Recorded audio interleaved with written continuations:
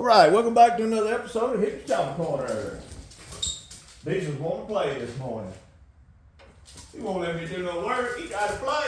He tried to bite me. What is it? There's some squirrels out there? Is Sky out there? Huh? I bet Skybird's out there, ain't she? You're all hot and tropical. Skybird. Tell her, look at the camera and say, come see me, Sky. Give it. Ha! Go play. Go play, Dad, and see. Got videos to make, boy. I ain't got time to mess with you. All right. So I didn't put a video out for a couple of days because I just was grinding and needed to take a break from filming. But that don't mean I hadn't been out here working. I just hadn't been filming. Because that's another added element to building and creating is, also having to film and stop and upload it and all of that. Not complaining. Hey, shout out to everybody that helped me get to where I'm at. I'm officially a YouTube partner program now. Monetized all my videos except 3 of them, I think. 2 of them are copyrighted. 1 of them is unmonetizable for some reason. They didn't tell me why. I ain't gonna worry about it. But here's all the joys of wiring up a bike. I'm just creating the last wire now. This will be from my 12 volt breaker to my coil, to send 12 volts to my coil. Shrink wrap, solder. I get if I need to extend anything, I'll just get the heat shrink extenders and then I'll cover them in heat shrink. I bought a new test light to make sure I've got it timed right. Brought this cool little butane burner because I hate this one. This one is just for my heat shrink. That's the mess you create, plus all the wires I made that I screwed up. But anyway, I've got it wired. Here's my switch. I showed y'all that the other day. Let's turn it on, see what happens. Bam! Can't hook up the tail light yet because I don't have the sissy bar from the chromer. Go figure that. So all I got to do, and basically here's my setup, guys. It's just that simple. There's nothing to wiring one of these bikes up, man. You just got to think about what you're doing, sit down, plan it out, and attack it. I grounded my bike to here. So what I've got is battery to, let's see, how have I got this? Battery to breaker to switch. Power from the switch out to this breaker. I've got the headlight, the brake light switch, and the 12 volt coil hooked up to this one. So when I turn it on, this sends 12 volts to here, then it sends 12 volts to here, and then I've got my stator hooked up to this one, so I send power back to the battery. And all I got to do is hook up the 12 volt coil, and then I couldn't find a gas buddy, a temporary fuel system. The other tank that I had, I sold it to one of my brothers for a chopper that he's building, so I don't have a backup tank that I could use. I mean, I guess I've got that one off that Ironhead, but man, it looked kind of crusty inside. And even with a filter, man, that's basically a brand new carburetor on that bike. I don't want to send no trash through it. So I bought this, and it's sketchy as hell to do it this way, but I'm gonna try it, just see if I can get the bike fired up. But I gotta finish wiring it, get it off the lift, put some oil in it, do a few primer kicks for the oil, and then I'm gonna throw some fuel to it, and pray that I've got it timed right and it don't break my knee when I go to start it. But you guys are gonna see all that. Hang tight. Okay, I got my mess all cleaned up. Diesel still just hanging around. Diesel, where's Sky? Where's Sky? Huh? Where's Sky?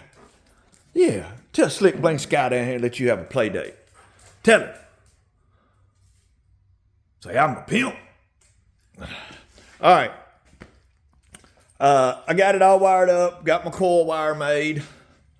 12 volts over to the coil. Got me a test light right there. Just checking the ground on it. Every time I put 12 volts to it, it'll light up. Got my point set.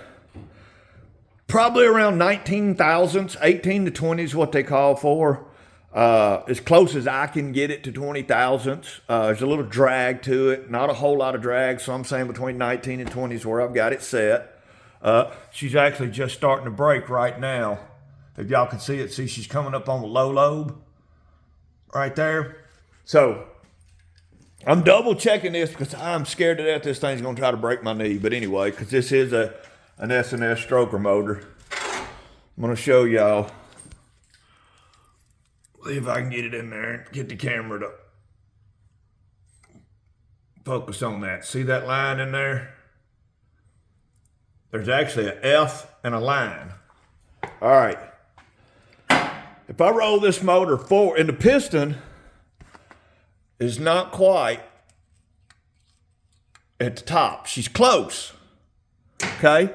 If I roll this motor forward a little bit more till that piston comes to the top, my top dead center mark will come up in there. 2 dots. That's my top dead center mark. When I find that top dead center mark and that piston's at the top, I got this bike in 4th gear. I bump the wheel backwards to bring that flywheel back to the next mark. That next mark is going to be your advanced timing mark.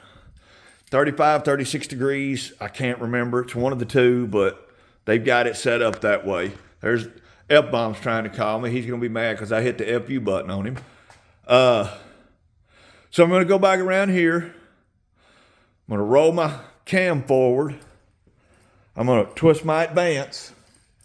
And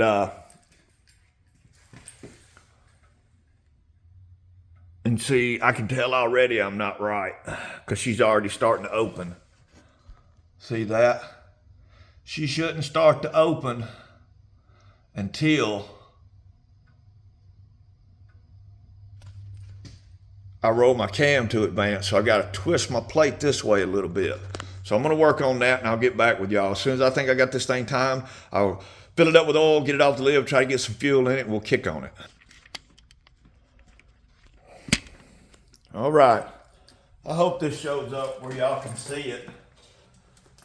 I think you can see my little test light right there. All right, switch is on, 12 volts is going to the coil. You reach in here with a little pair of these. You grab your cam, and I'm gonna twist it all the way to the advance. And right there, just as soon as I get to the advance, she lights that light up. Can y'all see that? I don't know if you can or not. It's hard to grab that cam. There it is. Man, that's as close to timed as I can get this thing to my advanced timing.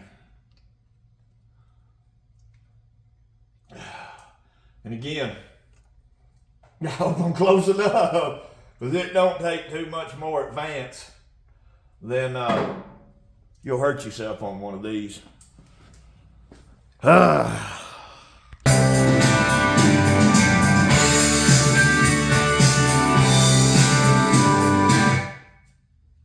All right. Got it timed, got the plugs put back in it. Showed y'all the other day. Well, it's in gear. Never remember to get it out of gear. It's in 4th, 3rd, 2nd, 1st.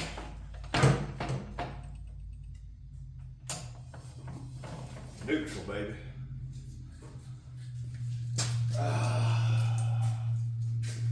Let's check the clutch.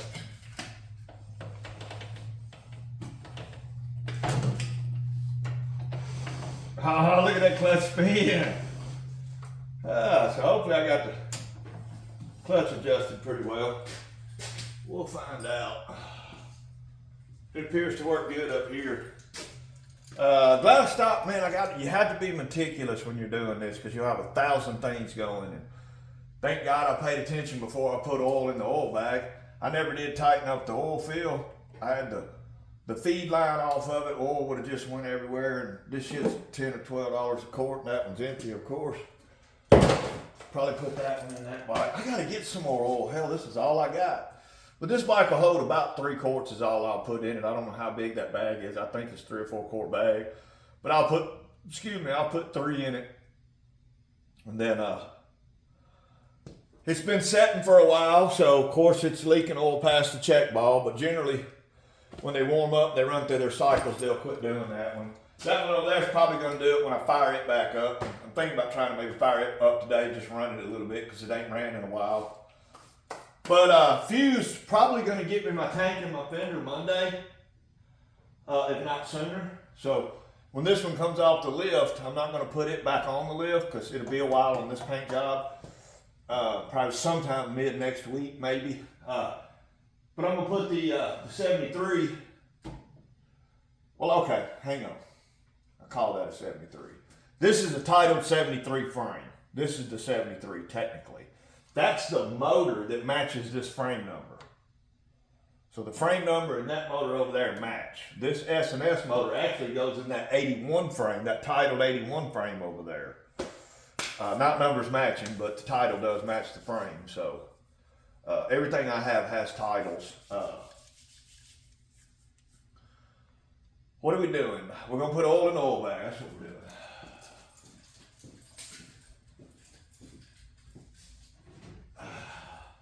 I said this oil tank is the same as that one. Oil tank, oil bag, whatever you want to call it. Other than it's powder coated, but it's different. The feel is up under the seat, and on that one over there, the feel is right here. And it pops out. I like this screw out kind better. I don't know if they make a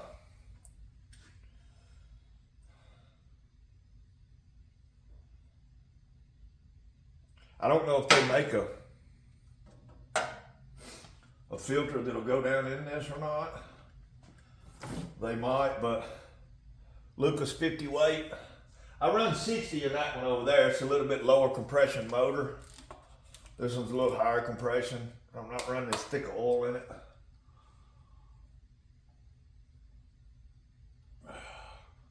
Well, that's some thick stuff.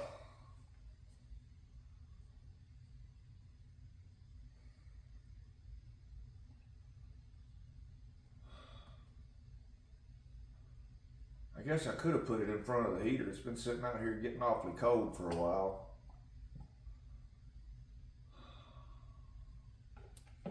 I'm gonna pause y'all for a minute and put these other 2 quarts in front of the heater and heat them up a little bit. It's gonna be loud, so I'm gonna pause y'all. All right, we got them heated up.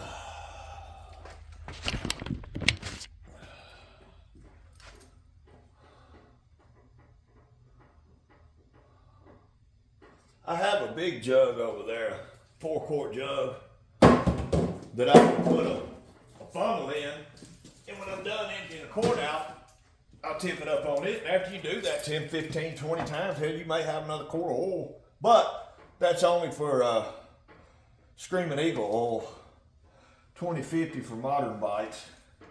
I don't mix this odor oil in it.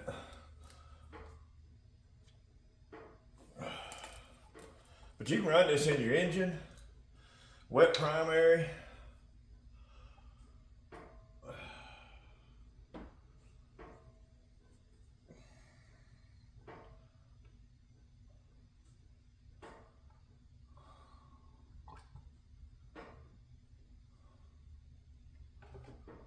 We'll let that drain, and I just happened to think about it. This transmission needed fluid too. And all I've got is this, it's Bell Ray. I run it in my modern bikes, but it's 85 140 gear oil. I know a lot of people run automatic transmission fluid in them. If I had the money, I'd buy me a Baker N1. A Baker N1, it's made by Baker. It's a 6-speed transmission with overdrive ratio gear in it. Because you can put a 5-speed in here, but it's still a 1-to-1 ratio. They make an N1 6-speed that'll fit in this 4-speed case, and it's called an N1 because neutral is all the way down. It's made for foot clutches. You know what I'm saying? If you're pulling up to a red light or something, it's easy to jam it all the way down and get it. You're not searching for neutral. You go all the way down through the gears. You're in neutral. Then it's 1, 2, 3, 4, 5, 6 back up. 5, 4, 3, 2, 1 neutral back down. But golly, they're like $3,500. Oh. You know, and I tell myself, man, I don't think about the money I spend on these bikes because it costs more money to build this bike than the market values these bikes at right now.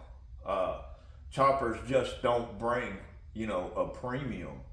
You know, if you can pull $10,000 to $12,000 off of selling one of these choppers right here, hell, you're probably doing pretty good, but that's probably what you got in it by the time you buy the bike. By the time you buy the bike, you know, tear it down, cut it up, and the only thing you save is the motor, the transmission, and the front half of the frame. Everything else you've replaced, you know, not including paint, chrome, and upholstery. You know, that seat alone, that was $400 to get that seat upholstered. $400 to get the king queen seats upholstered. No, it might have been $300 for this smaller seat. I don't know. He used to do them. He did my first one. He did that panhead for like $250, and he goes, man, he ate his lunch on that. He goes, I got to charge more next time. I said, man, I get it. All good. All right, that's 3 quarts of oil in the oil bag.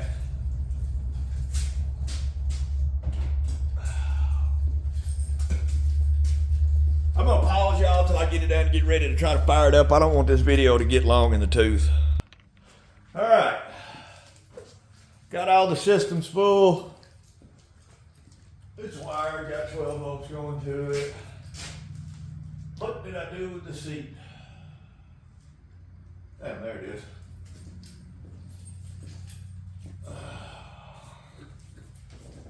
This bike's got a pretty good lean to it. Which, if I ever get me some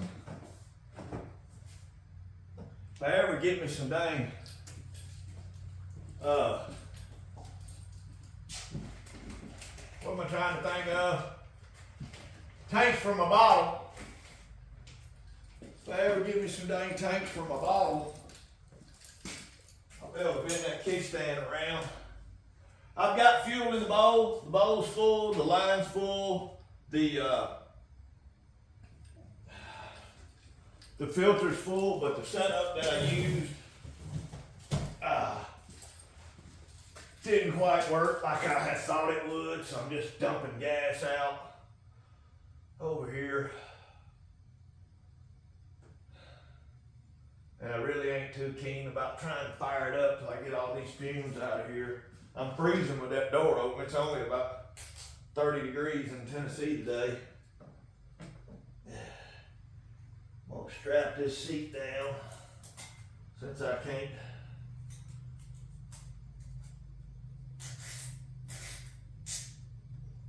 mount it no kind of way. There goes somebody on a bike. Somebody just rode, but I'm doing this in case it kicks back. It'll be able to just blow my leg up and not all my weight. I don't want to lose what fuel's in the filter. Y'all give me just another minute. We're almost ready to kick it. All right, here goes nothing, y'all. I ain't no guarantee I'm gonna get it started. I don't know. I don't like doing it this way. All right. Fuel's going to the bowl.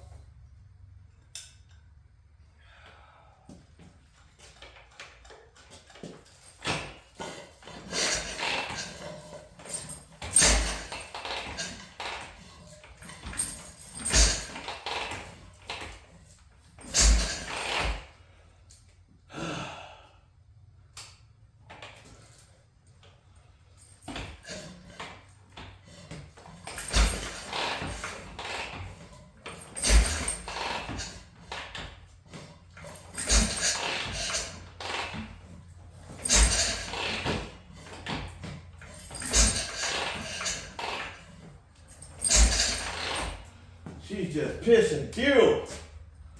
I need to just wait till I get a gas tank. I am out of breath. Woo!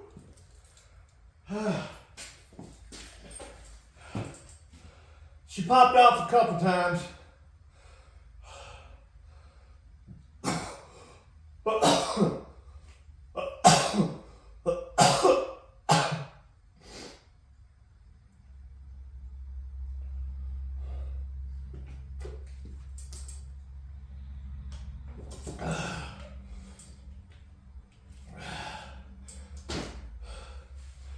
It's a high compression engine.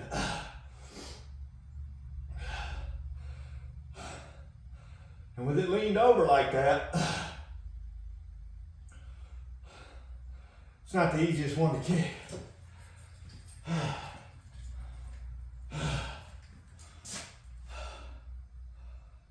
I'm gonna kick it a few times with the key off, flush it out.